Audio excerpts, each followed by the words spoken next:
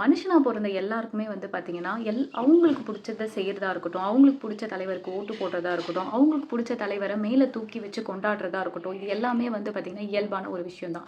But இது எப்போ வந்து ஒரு லெவலுக்கு மேலே வந்து பார்த்திங்கன்னா உங்களுக்கே வந்து அது ஒரு பிரச்சனையாக போய் முடியுது போது அப்போ நீங்கள் வந்து சிந்திச்சு செயல்படணும். அந்த இடத்துல எப்படி பிஹேவ் பண்ணணும் அப்படின்றத நீங்களே தெரிஞ்சுக்கணும். ஏன்னா அங்கே நீங்கள் பண்ணுற ஒரு விஷயம் உங்கள் குடும்பத்துக்கு மட்டும் பாதிக்காது, அந்த கட்சியும் பாதிக்கும், அந்த கட்சியில் இருக்கிற பொலிட்டிக்கல் லீடரையுமே பாதிக்கும், அந்த பொலிட்டிக்கல் பார்ட்டிக்குமே ஒரு பேட் நேமை கொண்டு வரும்.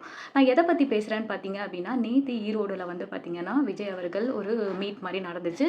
அந்த சந்திப்பில் வந்து பார்த்திங்கன்னா நிறைய பேர் நிறைய விஷயத்த பேசியிருந்தாங்க. எனக்கு ரொம்பவே பார்த்தோன்னே உருக்கமான ஒரு விஷயம் வந்து பார்த்திங்கன்னா, ஒரு பொண்ணு வந்து 1 வீக் ப்ரெக்னெண்ட்டாக இருந்துட்டு நான் இங்கே வந்திருக்கேன்றது அவ்வளோ ஒரு பெருமையாக சொல்கிறாங்க. இதில் பெருமைப்படுறதுக்கு எதுவுமே இல்லை.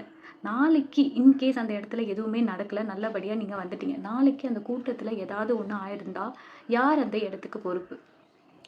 இன்கேஸ் அங்கே ஏதாவது ஒரு அசம்பாவிதம் நடந்துருந்துச்சுன்னா கண்டிப்பாக உங்களுடைய தலைவர், அதாவது நீங்கள் யாரை விரும்புகிறீங்களோ, யாருக்காக அங்கே வந்தீங்களோ அவரோட நேமை ஸ்பாயில் ஆகிடும், அவரோட கட்சியோ வந்து ஸ்பாயில் பண்ணுவோம், பண்ணுற மாதிரி ஆகிடும், நம்மளால் அந்த நேம் கொண்டு வந்துடும் அப்படின்றத ஏன் யோசிக்க மாட்டேன்றீங்கன்றது தான் எனக்கு புரியல.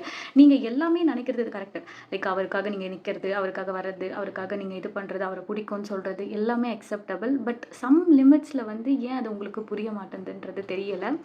ஸோ சிந்திச்சு செயல்படுங்க. எல்லா இடத்துலையுமே வந்து நீங்கள் கேரி பண்ணிக்கணும்னு அவசியம் இல்லை. ஒரு சில இடத்துல கொஞ்சம் பேக்வேர்ட் வந்துட்டு கொஞ்சம் அந்த இடத்துலேருந்து பின் வந்து நடந்துக்கிறதுல எந்த ஒரு தப்புமே இல்லைன்றதை நான் நினைக்கிறேன்.